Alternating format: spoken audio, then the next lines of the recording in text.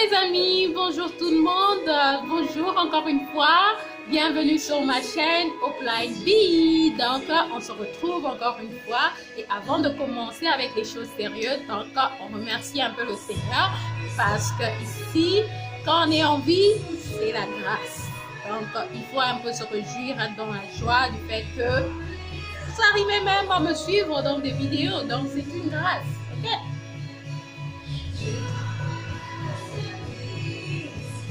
You are the reason I sing. That is my song. My favorite song is in place. So you remember my name. I made it all for you.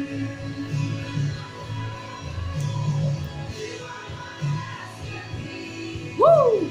You are the reason I sing. This is my song for you. I'm reaching out. I chase you down. Come on, I love you. Don't believe how much I love you. Oh, I love you. Don't be afraid. Lord, I never shame. We'll be walking on the waters, on the waves. Walking on the waters, on the waves.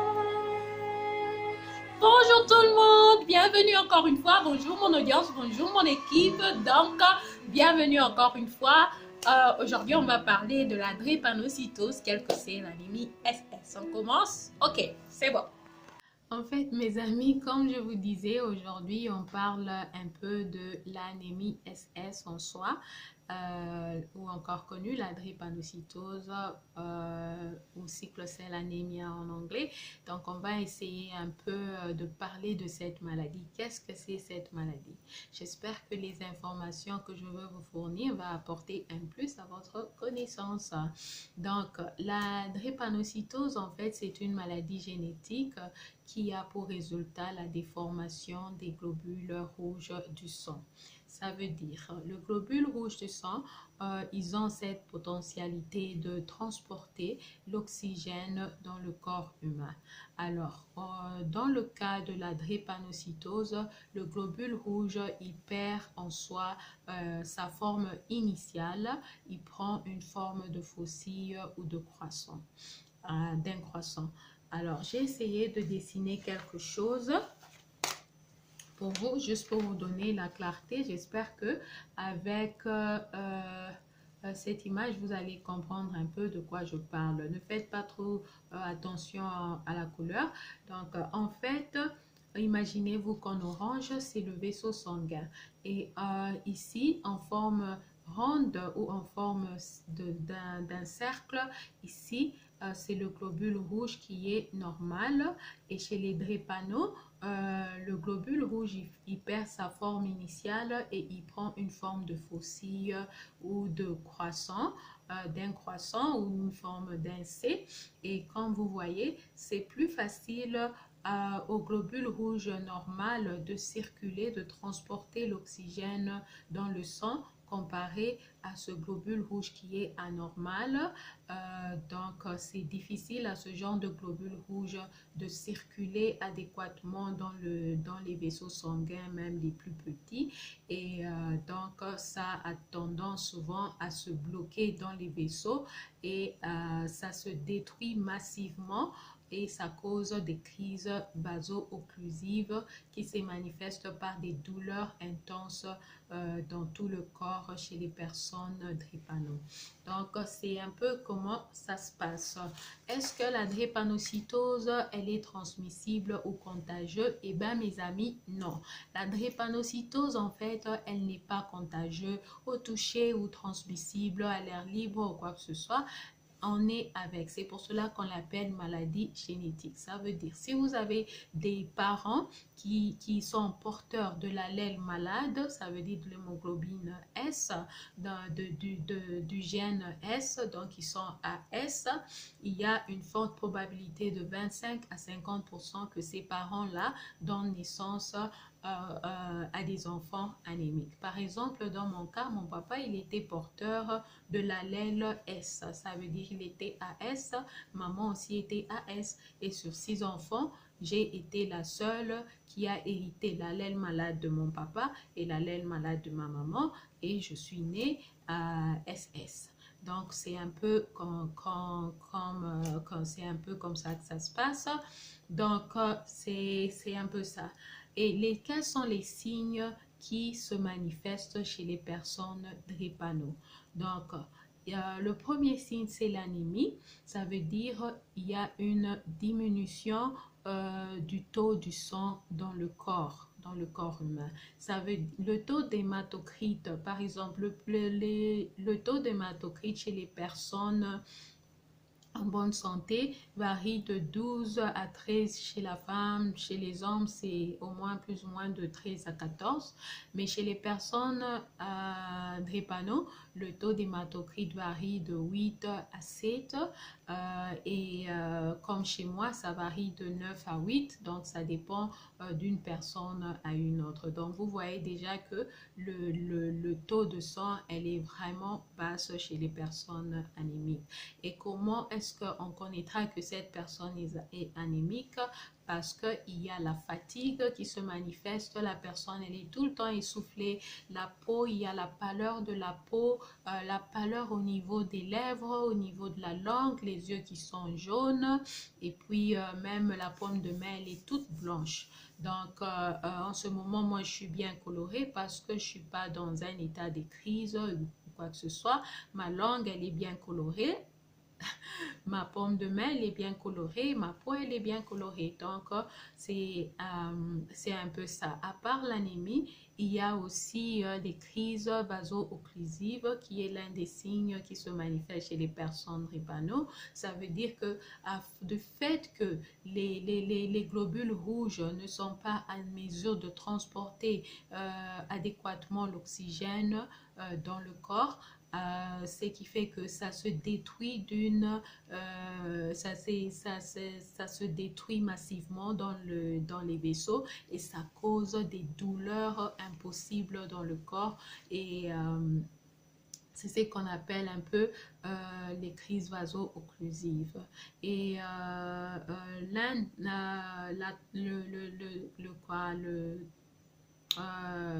yeah.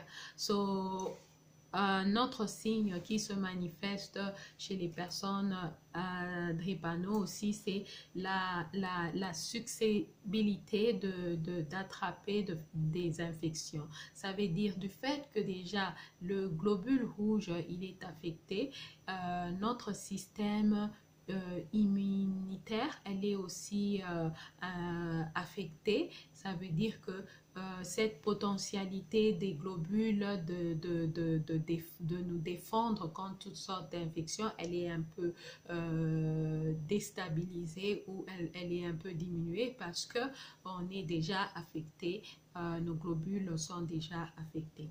Alors, ce qui fait que on est susceptible à attraper des infections facilement et les infections là aussi induisent aux crises d'anémie SS. Okay. Alors, quels sont les facteurs qui incitent aux crises ou qui induisent aux crises chez les personnes drépano? Donc, le premier facteur, c'est le froid. Comme vous avez vu dans ma vidéo passée, j'ai parlé un peu du froid. Donc, le froid, ça incite les crises, ça induit aux crises parce que à cause d'être exposé au froid, donc il y a des vaisseaux qui sont rétrécis et c'est très difficile même aux globules rouges de de circuler bien ou de transporter l'oxygène, ce qui fait que ça va aussi causer des douleurs au niveau des membres à cause de ces crises-là vaso-occlusives. Et puis, il y a aussi les hautes altitudes, plus de 1500 mètres d'altitude, ou bien aller dans les montagnes où il n'y a pas assez trop d'oxygène, plus l'altitude elle est plus élevée, plus il y a moins d'oxygène. Déjà, du fait que nous avons un problème d'oxygénation, donc il faut éviter aller dans les montagnes ou de voyager beaucoup parce que ça va aussi inciter les crises. Et puis il y a le stress aussi. Le stress, en fait, pourquoi le stress? Parce que déjà, si le mental n'est pas bien, ça déstabilise déjà le reste du corps. Donc l'organisme aussi se déstabilise, ce qui fait que à cause du stress, cela aussi peut induire aux crises. Et puis, le dernier facteur, c'est aussi des forts mouvements. Quand vous allez par exemple à la gym, évitez de faire des forts mouvements, des fortes activités qui va nécessiter beaucoup d'oxygénation parce que au fur et à mesure de faire des fortes activités, déjà l'oxygène dans le corps il diminue. Donc, ça va aussi inciter que la personne atteinte de la maladie puisse avoir des crises douloureuses. Donc, c'est un peu ça. Est-ce que le traitement existe pour les personnes atteintes de la drépanocytose? Alors, est-ce qu'il existe un traitement définitif pour soigner la drépanocytose? Eh bien, mes amis, non. Il n'existe pas encore de traitement pour soigner définitivement la maladie. En ce moment, il y a des recherches qui se font en Europe, tout comme en Amérique, sur la thérapie génétique ou encore connue gene therapy, où les chercheurs sont en train d'essayer de voir comment est-ce qu'ils peuvent essayer de guérir définitivement cette maladie. Mais ces recherches-là n'ont pas encore abouti à des résultats qui sont vraiment concrets. Et alors, finger cross, on espère que ces recherches-là vont aboutir à quelque chose de positif pour que nous, les anémiques, nous puissions en fait bénéficier de ce traitement-là et en fait de vivre une vie normale et être complètement en bonne santé. Alors, à part ça, il y a aussi ce qu'on appelle la transplantation de la moelle osseuse que d'autres personnes anémiques ont pu bénéficier. En fait, ça demande beaucoup de choses. Ça demande que vous ayez un membre de la famille qui est compatible et il y a aussi d'autres demandes. Il y a beaucoup en fait des choses qu'on demande pour être un donneur compatible de la personne atteinte de la maladie. Et puis financièrement, ça coûte trop cher. Malheureusement, moi, j'ai pas encore eu la chance là d'en bénéficier. Donc, j'espère qu'avec le gene therapy, finger cross still, que je veux en fait en bénéficier un jour ou bien très bientôt si je peux le dire. Donc, le meilleur traitement qui existe en fait, c'est une meilleure prise en charge. En fait, une meilleure prise en charge, pourquoi? Parce que si les personnes qui sont atteintes de la maladie tiennent en compte, vous tenez compte à éviter les facteurs qui induisent aux crises, ça va aider à éviter de tomber souvent malade et ça aide aussi à éviter de faire des crises. Et au cas où les personnes atteintes de l'anémie SS pic de crise, la meilleure prise en charge serait de se faire traiter à l'hôpital où on vous donne des antidouleurs, des analgésiques pour calmer ces douleurs-là. On vous donne la perfusion, on vous donne beaucoup de liquide pour favoriser une bonne circulation dans le sang. Et puis, en cas d'anémie, on donne aussi la transfusion sanguine chez les personnes malades. Il y a aussi la vaccination qui est un traitement préventif. On conseille toujours aux personnes anémiques de se faire vacciner. De se vacciner par exemple, contre la tuberculose, la pneumonie, le rhume. Pourquoi? Parce qu'on est un peu prédisposé à attraper facilement des infections. Donc, le vaccin, c'est très important. À part ça, une bonne alimentation, ça joue un rôle très important dans la vie de la personne malade aussi. Et puis, l'hygiène aussi, c'est très important. L'hygiène corporelle, tout comme environnementale, c'est très important. Donc, se laver beaucoup les mains, boire beaucoup d'eau, 2 à 3 litres d'eau par jour, c'est très important. C'est ce genre de prise en charge que je suis en train de parler. Donc, j'espère que vous avez aimé ma vidéo et que vous avez eu un peu l'idée de qu'est-ce que c'est en fait l'anémie SS. Je vous remercie de m'avoir suivi et n'oubliez pas de commenter, n'oubliez pas de partager, n'oubliez pas de s'abonner et sinon, on se dit à la prochaine. Comme on s'est dit d'habitude, on se kiss, on se love et que Dieu vous bénisse. Merci beaucoup et à la prochaine. Bisous. Bye. Okay. I'm reading my note before the... On n'a pas encore commencé là. Yeah. I'm going to talk about sickle cell anemia today. So I'm just reviewing my notes before I start. Yeah, I'm gonna speak French.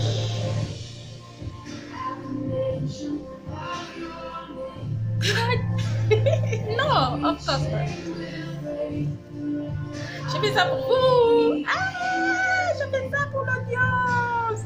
J'ai dessiné ça pour vous. I'm just going to my note, like a second.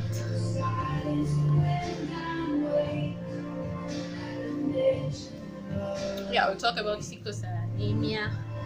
What is sickle cell anemia and everything else.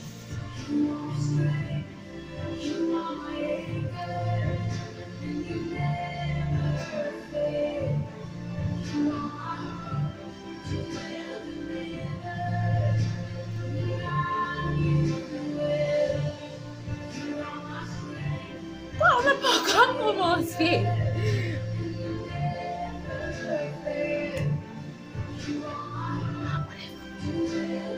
Abonnez-vous, abonnez-vous, abonnez-vous, abonnez-vous, abonnez-vous.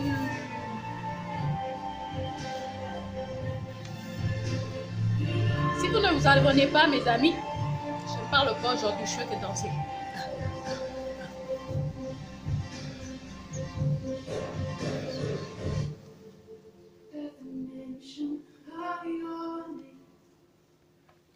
Every chain will break. I know everything will change. Jesus, just a whisper of your name. Abonnez-vous, abonnez-vous, commentez, aimez, partagez. Abonnez-vous, abonnez-vous, abonnez-vous. Aujourd'hui, on fait que danser.